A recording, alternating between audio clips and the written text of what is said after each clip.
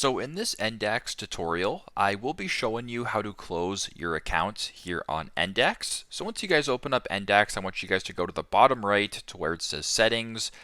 Then on the settings page right here, if you were to scroll down to the bottom, so let's say you're up here, just scroll down to the bottom.